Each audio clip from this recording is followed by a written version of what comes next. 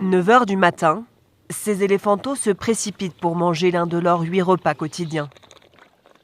Edwin supervise les biberons. Nous nourrissons les bébés éléphants avec du lait. Ils en ont besoin car ce sont de jeunes orphelins. Ils n'ont plus de mère, donc nous devenons leur maman. Ces 15 éléphantos ont entre 1 et 3 ans. Dans 90% des cas, leurs mères ont été tuées par des hommes.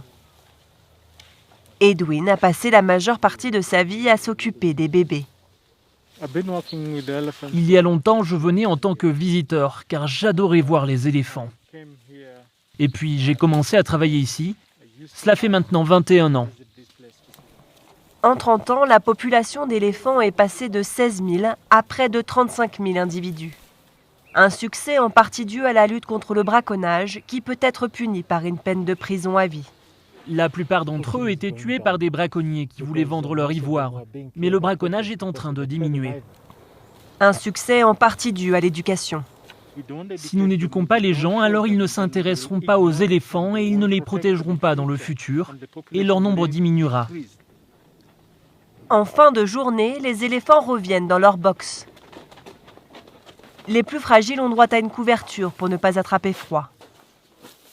Les soigneurs passent la nuit ici pour les nourrir toutes les 3 heures. Leur dévotion a permis de sauver des centaines d'individus. Je suis heureux, je suis fier de prendre soin d'eux. Cela leur donne une chance supplémentaire de survivre et de retourner dans la nature. La fondation Sheldrick pour la vie sauvage a permis d'augmenter le nombre d'éléphants au Kenya. Si cette organisation n'existait pas, tous les orphelins dont nous avons pris soin seraient morts. Après leurs 3 ans, les petits seront réintroduits dans une réserve naturelle. Ils pourront rejoindre une famille d'éléphants et retrouver la vie qui devait être la leur avant de devenir orphelins.